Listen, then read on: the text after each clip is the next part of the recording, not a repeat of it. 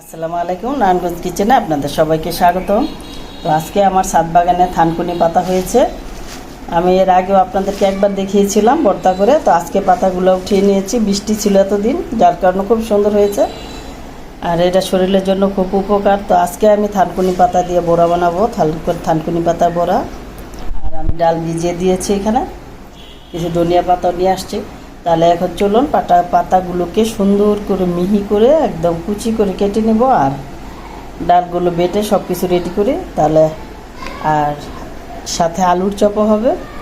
তো আমি আলুটা অলরেডি সিদ্ধ করতে বসিয়ে দিয়েছি। তাহলে আপনার ভিডিওটা প্রথম থেকে শেষ পর্যন্ত দেখবেন, আশা করছি ভালো লাগবে। তাহলে চলুন কথা না বাড়িয়ে কাজে নেমে পড়ি। আলু ভর্তা বানানোর জন্য এই পেঁয়াজগুলো সুন্দর করে ভেজে নিয়েছি, মোস্টলি ভেজে নিয়েছি একসাথে। তো এইখানে আমি আলু সিদ্ধ করে আলুগুলো মচি নিয়েছি। তো এখন ভর্তা বানাবো। তো পেঁয়াজ মরিচের সাথে দিয়ে দিচ্ছি ধনিয়া পাতা। যদি পেঁয়াজটা একটু তেলে সুন্দর করে ভেজে নেওয়া যায় আর মরিচটা, তাহলে কিন্তু আলু ভর্তাটা খেতে খুব ভালো লাগে, বিশেষ করে আলুর চপের ভিতরে যে ভর্তাটা থাকে।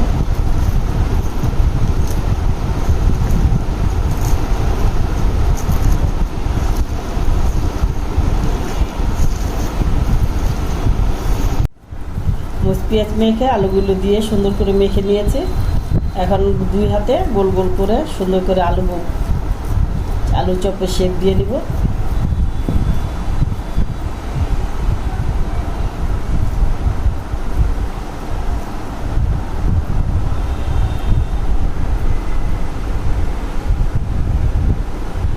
এমন সাইজ করে সবগুলো বানিয়ে নিব গোল গোল করে। আলু ভর্তার আলুটা তো কমপ্লিট হয়েছে। তো এখন এই থানকুনি পাতার যে বড়া বানাবো, পাতাগুলো আমি কুচি কুচি করে কেটে নিয়েছি একটা বোলের মধ্যে। তার এখানে নিয়েছি ধনিয়া পাতা, কাঁচামরিচ, পেঁয়াজ দিয়ে দিব সব কিছু।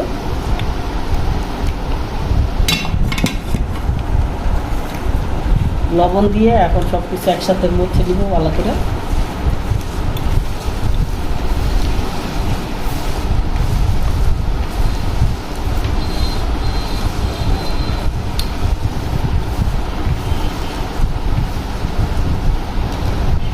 লবণ দিয়ে দিই।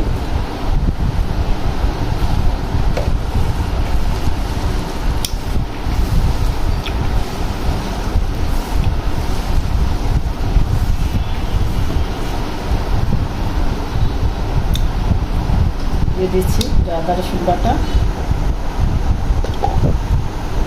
এখন সব ডাল বাটাগুলো দিয়ে দিব।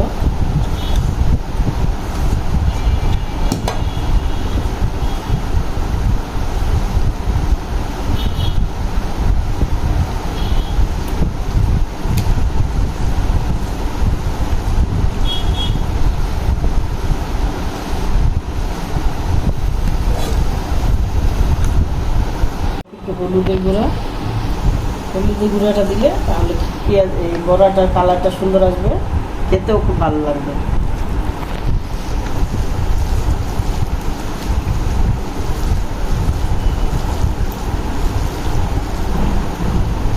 আর সব একটু চালের গুঁড়া দিলে এই গুঁড়াটা মুচমুচে হবে, খেতেও ভালো লাগবে।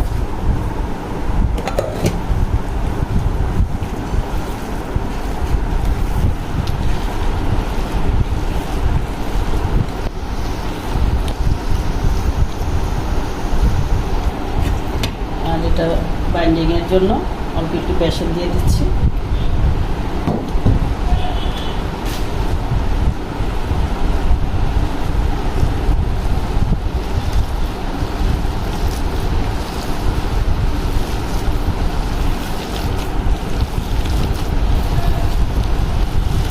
আমার এটা মাখা হয়ে সব কিছু রেডি হয়ে গেল। তাহলে এখন চলুন আলুর চপ আর থানকুনি পাতার বড়া বাছতে চলে যাই চুলায়। তো আলুর চপ বানানোর জন্য বেসনটা যে গুলবো সেটাই ভুলে গিয়েছিলাম। তো এখানে অল্প একটু মরিচের গুঁড়া, একটু জিরার গুঁড়া আর একটু আদা রসুনের পেস্ট দিয়ে মেখে দিয়েছি। দিয়ে দিচ্ছি চালের গুঁড়ো।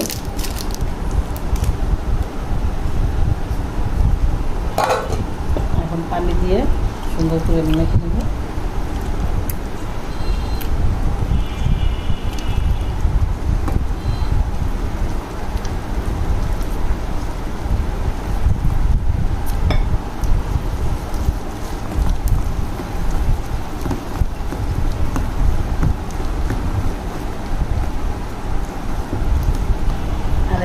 লাগবে।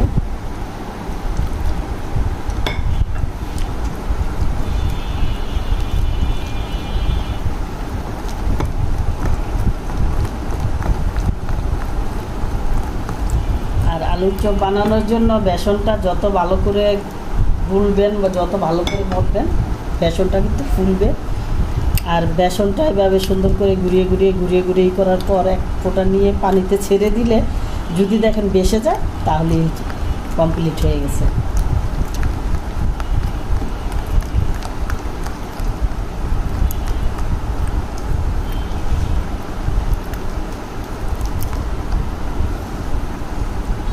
বেসন হয়ে গেছে, গোলানো কমপ্লিট। এখন চলুন রান্নাঘরে ভাজতে চলে যাই। আলুর চপ ভাজার জন্য আমি প্যানের মধ্যে তেল বসিয়ে দিয়েছি, তেল গরম হয়ে গিয়েছে, তো এখন দিয়ে দিচ্ছি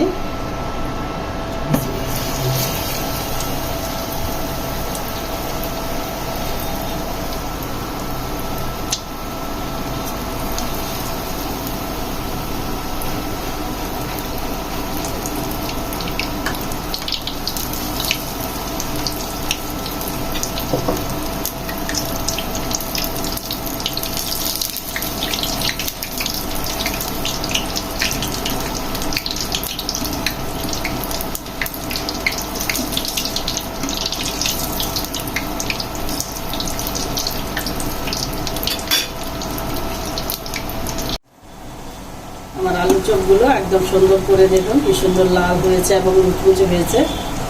একদম সবগুলো আলু চপ একদম পারফেক্ট। তো এখন ভাজা হয়ে গেছে, নামিয়ে নেই।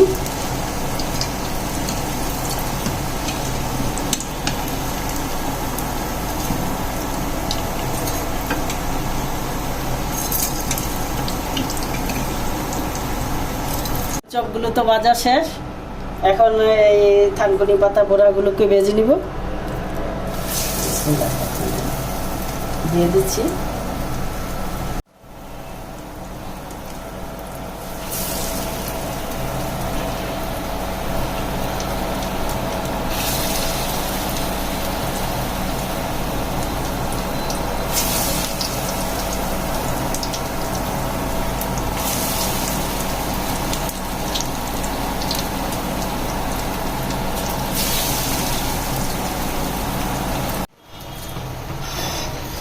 আমার থানকুনি পাতার বড়াগুলো লাল লাল করে ভেজে নিয়েছি, ভাজা হয়ে গেছে। এখন উঠিয়ে নিই। দেখুন এই দেখুন কি সুন্দর করে ভেজে নিয়েছি। আজকে বিকেলের নাস্তাটা কিন্তু একদম জমে যাবে।